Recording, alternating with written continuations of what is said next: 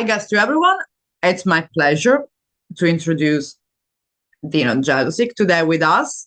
That, of course, we know Dino for being involved in numerous projects, which one of most of the famous is Whitesnake, your own personal career. But today we're going to speak about Whom Gods Destroy, which is a super group. Yeah, because it is a super group. But we're going to talk a little bit of everything, just to be fair with them. It is fair for Absolutely. Before starting, just you have one of the most interesting, career, because since you were young, you started being in the music scene, like you've been through up like as a kid. So just I wanted to ask you, how does it felt for you as a, just like from your own perspective of today, your musical journey when you were a kid and teenager still today, like really, let's say a short story of your musical background. Well, I'm going to try to make it short. Yeah. Well, I started singing when I was 5 years old, so 1997. And okay. let's fast forward to 2003 when I won the Junior Eurovision. Yeah. I was a kid star for a while, and then my voice changed in 2008, and that's when I decided to go more towards like heavier side of singing. And let's skip to 2016 when I joined Trans-Siberian Orchestra. That's where pretty much that's where pretty much things started to happen for me, like worldwide. And how does it happen? Because Trans-Siberian Orchestra, we know that, there's Chris Caffrey, hello Chris, wherever you are, Chris Caffrey, Joel Orchestra, like main guitarist, and an amazing musician, Blas Elias. There is a lot of people I think we both know. But I got approached because that's big, and I think it's a lot underrated here in Europe. So I was like your first experience with Trans-Siberian Orchestra, because that's, better than me, that's an incredible show. That was it was quite insane, to be honest with you, because when I got the call for that, it was the beginning of 2016, and my band was I won't say we were falling apart, but I was desperate because no new songs were coming out. It was a very difficult situation in Croatia, and no gigs, and things were not looking good. So that call kind of saved me. Let's put it that way. Yeah. But I knew I just needed a real shot to prove myself, and that was TSO. Yeah. And my first year with TSO was also Paul O'Neill's last year and Dave Z's last year. So it was like a turning point for TSO at that year, because when I joined, Rosa joined, Ashley joined, and Mats Levin joined. Blas Elias came a year later. So a lot of people changed, that year. It was like a very interesting year for the band. And I feel like I really grew and became a better singer and performer with TSO, because watching all these guys for years, like Jeff Scott Soto, Russell Allen, you just learn from them. So every year was I felt like every year there was a new Dino coming to this tour, and so with every new year I was getting more and more contacts, more and more opportunities, and it's 2024 now, and things are, I mean, now, the amount of bands that I got a call for within the past 2 years. It's something that you deserve, because let's admit it, in the new generation, like say our generation, there are amazing voices all around the world, but your voice, and I think you've been heard thousands of times already, said that it's one of the most incredible voice we have. Thank you. Otherwise, you would never be called by Coverdale. We know that's insane. No, the Coverdale call was I love absolutely it. insane. I love it. I'm waiting. It's my dream to interview. So tell me about what I grew up with Whitesnake. David is like the kindest man, and he's a true British gentleman, and he welcomed me in the band in the most beautiful way, and he truly respects every member of the band, and he's Yeah. just a kind man. And it was an honor to work with him. And I still often text him, to see how things are Joyce, going. And he yeah. was he was one of the first people that posted the first "Whom Gods Destroy" single. So Wow, really? yeah, because Derek Sharian, he re-recorded the keyboards for some of the Whitesnake remastered records. Okay. Yeah. So, well, Derek loves to send our stuff to like Steve Vai and Nuno and Zach Wild. So Yeah. I always get feedback from like all these giants. And Yeah. even though I would never like bother people with my music, I would never like send and say, "Hey, listen to this." It's nice to see that, it's Yeah. because well, Yeah. Right. Derek Yeah. pretty much worked and hung out with all my favorite guitar players. So, Yeah. getting a comment from Steve Stevens or Nuno is like No, no, amazing. yeah, of course. And you are the first one, believe me, all the musicians that interview say talking about mentioning Nuno back. Thank you. Yeah, It's, no, no, it's my Nuno is the shit. favorite. He's my favorite guitar Oh, artist of all the time. absolutely. Yeah, Yeah. he's like a continuation of Eddie Van Halen in a completely different kind of, Yeah, you I know. agree. I agree. I agree. I mean, I love him. and and I I think love Nuno. you're receiving all this feedback because you are already in this scene. You started maybe with your own band that you keep on going, and your band maybe 20 years by now will be, I don't know, you're like already a giant. And this is a funny thing. I was showing my mom the Crow, the last single this morning. Like, listen, she said, "Oh, it's the singer that you like." I said, "Who?" You know that one from the 80s. My mom, she had no idea that was. And I said, "Mom, Wow. look." She said, "He's a young guy." I said, "Yes." You remind me of the 70 Purple, 80 song you listen, bands you listen. So even people not Wow. seeing you, just listening, because you have a beautiful, beautiful, and you heard that I think thousands of times. That's I think a gift. That's not something. So Rudy Sark, You yeah, know what? yeah. I actually one singer from Croatia told me she got really drunk, and she told me, what you have is a gift, so it's not really yours. And I'm like, well, guess what? I didn't sing like this 10 years ago, so it's not only a gift, it's a lot of hard work and dedication. So It's yeah, you're not born, well, you are born with a certain voice, but being able to develop that voice is not a gift. exactly. That's fucking hard work, trust me. Because if I sang only the way I sang like 10 years ago, it would probably not be on the level that I'm right now. So Yeah, it takes a lot of hard work. That's why I hate when people say it's a gift and talent, yeah, because talent only gets you to a certain point. But then yeah. hard work and dedication, that's a whole Hold other the thing. soul. But Yes, yeah. like there is always a quote that I like to bring that Rudy Sarso told me.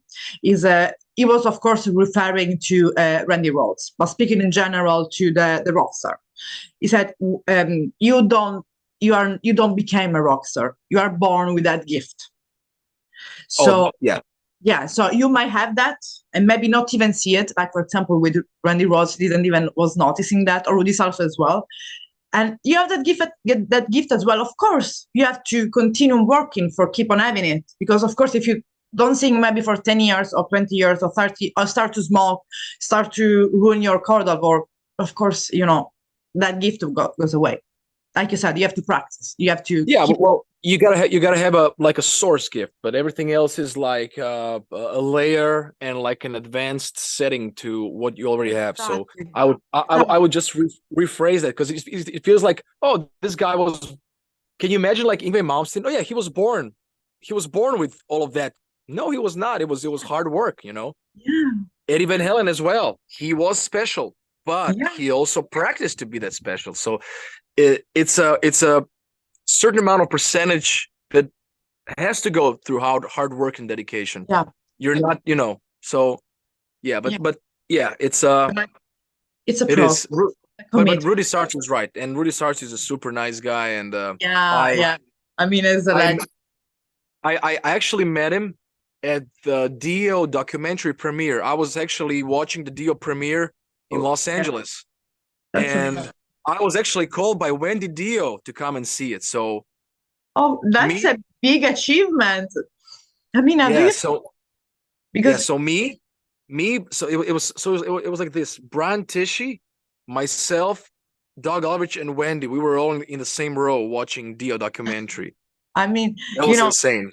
you know, people from the outside, of course, when you see this amazing giant, like you mentioned, Doug Aldrich, and I don't know, Rudy Sarso, when we saw, like on videos, on documentary, whatsoever, it's all like giant. But when you have the interaction with them, like for example, when I interviewed Doug Aldrich, you see the most humble and genuine and calmer people in the world. Like sometimes you're like, okay, you're the same person you are on the stage. And nice. Yeah. Because I even got Doug. greetings I from love Doug. I love Doug. I love Doug so much. The fact that you are on this scene, it's so beautiful because you are experimenting things that a lot of guys of our age were dreaming, literally. So live the dream, until longer than you can. Because of course, Who Got Destroyed is let's say it's a little bit different from what we spoke until now. So let's say it's not like it's more progressive. So if we won't, it's okay. It's a super group, but sometimes people have this weird idea that super group. It's like they call you like, oh, I have a band. Join. It's a label. It's like they put people together. But sometimes it's not like that. It happens. I don't know, because maybe the guitarist called you. You're just a mad. Sometimes they think there is a band made up only for one album, and that's it. It's gonna disappear forever. Yeah. So I want to ask you about you, like from Good Destroyed. Actually, how join all of you? Because we're speaking about big musician inside this band, not the first happening. Yeah. So in during lockdown, it's getting cold.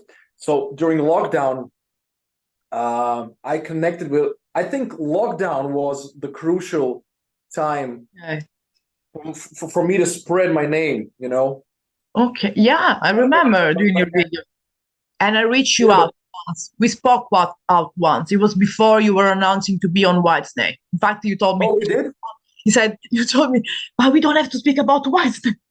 Yeah. Oh, wow. Okay, good to know. So, as far as that, Derek reached out to me in 2020. He saw my videos with Portnoy and all these guys. Yeah. And so he told me, he said, listen, I have a couple of tracks that I want to play to you, and you see how you feel about them. And I said, listen, if this is Sons of Apollo, I don't want to be a part of this, because Jeff is a friend of mine, and Jeff is a part of a band, blah, blah, blah. He's like, no, it's something new. I just want to see your feedback. Yeah. Like, how do you feel about that music? So he sent me this track, which is, have you heard the whole record or not? Not yet. So let's not spoil when it's out. So let's say if it's a single release, we can say that. If it's not, let's skip the So the first like musical idea he sent me was this ballad that ended up on the album. Wow. And it's a beautiful song. It's very Led Zeppelin, Bad Company. You're gonna hear it. Oh geez, I love Bad Company. Yeah. Yeah, me too. So and I said, this is cool. What do you want to do with this? He's like, just take it and work it out for your solo record if you want. And I said, well, all right. And then he said, listen, Ron and I have some music written that we didn't use. So we want to see how you like vibe to it. Yeah. And so he sent me In the Name of War. Okay. So In the Name of War and Crawl were the first two that I got. Yeah. It's amazing. They're amazing. The first time I heard War, I thought it was like super, super complex. I had no idea where to go with that, because it was super progressive. I didn't see any placement. I didn't see any placement for vocals in that track, And so we started working on it. I was actually in the middle of a lawsuit with Frontiers Records at that time. Not sure if you know that. No, but it's okay. Yeah, so I'm trying to find a good spot for light, but I can't seem to find it. It's pretty cold outside. I can see you. It's a key. I see you. Don't worry. You don't have to freeze. or to froze, whatever. No, For, it's fine. for an interview. It's a So, natural, I love nature, so it's a good fitting. okay. So we waited for my court thing with Frontiers to Okay. resolve to see if we can work it out. So we started working on Crawl and In the Name of War. I already wrote that ballad with Derek. Okay. I wrote another ballad, which is a bonus track. Okay. A surprise, true. And as soon as I was free from the court, we approached Sony and they said, perfect, let's sign you guys and let's find a bass player and drummer. I mean, it's a long story, so I just want to make it shorter. But Yeah, I knew the sure. bass player because Yeah. we already worked on a song for his Resonance project. She's amazing bass And player. Super talented. he's Yeah. an amazing guitar player as well. Okay, yeah.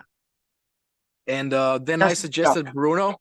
Yeah. I suggested Bruno, and I wasn't sure if he was going to be available because Derek was trying out some other drummers. Yeah. Funny thing is, one of the first guys, so Derek asked me about the drummers 4 years ago, and one of the first guys that I suggested was Ile Casagrande, the guy that just left Sepultura. Okay. And everybody's talking that he might possibly join Slipknot, but I don't want to talk about it. So I reached out to Eloy, and we started communicating, and he did a jam with Derek. And I thought, oh my God, so this is happening. But then Derek tried a couple of more drummers.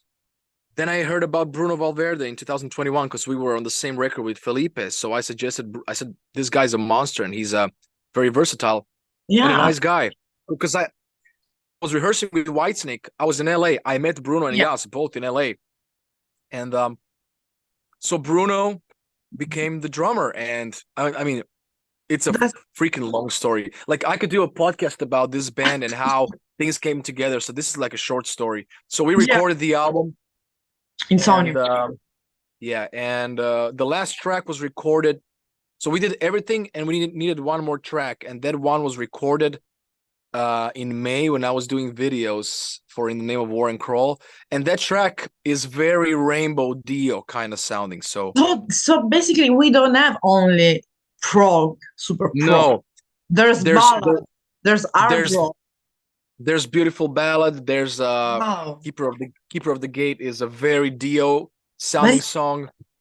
But it's a versatile record. Yeah, but even if it's a prog, because sometimes, most of the time people, there's this thing, prog equal boring. That's always been like that in the world because it's too technical, it's too that. But from Good Destroy, I don't know, that's a fucking big energy coming from that In the Name of War, Crawl, and in all the video clips that I saw, it's like, what? I mean, no, it's not boring prog. It is kind of wacky, but there's like it just flows. It just the groove flows, and it's like Rage Against the Machine, but a bit more proggy to me. I think that's how I see it. It's because I think as well all these musician influences and background, like you said, and then former Son of Apollo as well that we all knew, plus with your own influences, this created this kind of beautiful musical background that you can say prog, okay, but I think it has as well other influence. And when it's out on the stage, or when it will be out on the stage, I don't think people are gonna stand in that like in a theater. Oh no! Yeah, it's gonna just bang their head for sure. Absolutely. And so the album is gonna be actually released. In which day, actually, Insanium? If you don't remember, March 15th. So that's next week, I think. Yeah. So that's next week on. It's on Thursday. Perhaps or Friday. Thursday or Friday. I gotta check. That we are bad days, but it's fine. I think it's Thursday. because it's Thursday, definitely. So this is gonna be something, but I think it's something as well new, this kind of genre in your own musical career. Or you previously did something like prog, let's say. I'm actually a prog guy, believe it or not, because when I write music, I don't want it to be hard rock. It is kind of hard rock heavy, but there are always some prog elements. Like if you listen to if you listen to Jelusic stuff like Reign of Vultures, Yeah. it's actually very proggy. Okay, And, but it's not always your print, because like to me, with my band, to me the most important thing is it has to groove. The groove has to be constant, and it has to just exactly. If there's no groove, if it's just like jerking off, and there's no.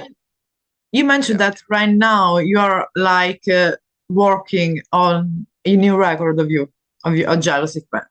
Yeah. Of course.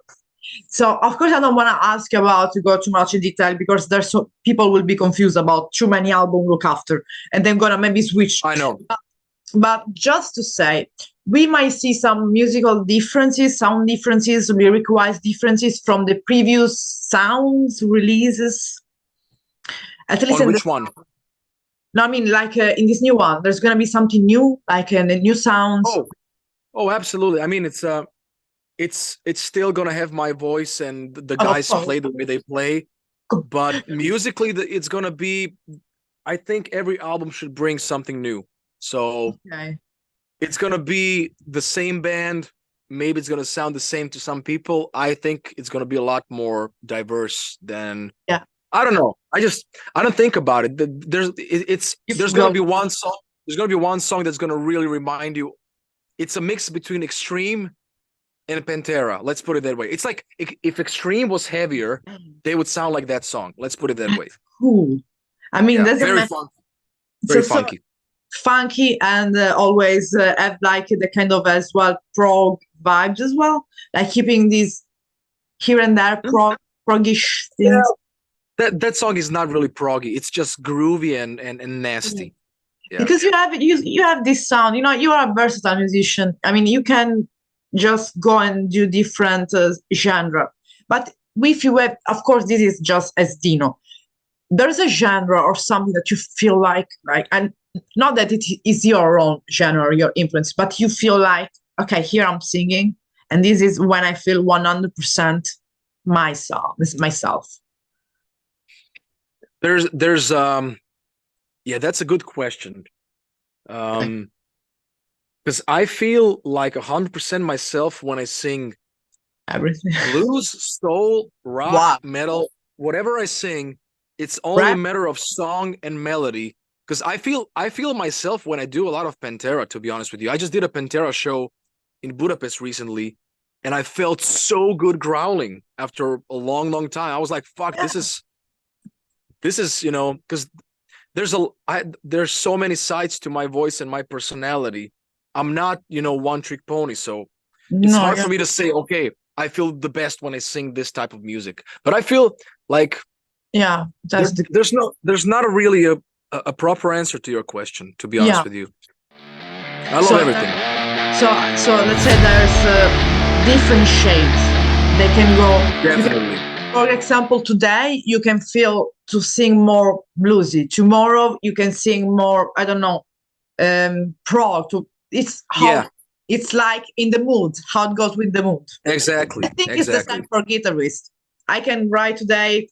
Let's take, for example, Nuno Bettencourt. He can play, Latin American music, and the next day he can play, I don't know, the most complex solo of ever, and the simple as well. It changes. That's what makes a musician. That's artist. Absolutely. I mean, Nuno is quite an interesting example, because he pretty much Extreme is like a hard rock funk band, but Nuno's guitars on certain songs are almost as heavy as Pantera, if you ask me. Yeah. Like the sound and the balls and everything, but it's super percussive, so it goes into territory like even Michael Jackson, if you ask me. So that's what I love about fusing styles. I think that's the key. That's important, and that's what brings as well new freshness in the music. Exactly. New freshness, mixing, trying, experimenting. For some band, could be experimenting with, I don't know, effect, keyboards, whatsoever. And that's what especially new generation, our generation, should be doing. Sitting there and trying to experiment, even with synthesizer. It doesn't matter. It's your music, it's your sound. Just I agree put with it you. out there. Yeah. And that's yeah, and that's it. Yeah, because sometimes people might have these things. Okay, Dino Jelusic is been, I don't know, with the Whitesnake, it's been with that. That's so they have this idea of you, which is not. Yeah, And I yeah, want yeah. to bring that because you have a background. That's why I said I'm gonna ask you from whom got destroyed and Whitesnake a little bit, but it's well about you. And of course, I mean, we spoke a little bit Whitesnake and blah blah blah, but it's about you. It's about who is Dino Jelusic mainly.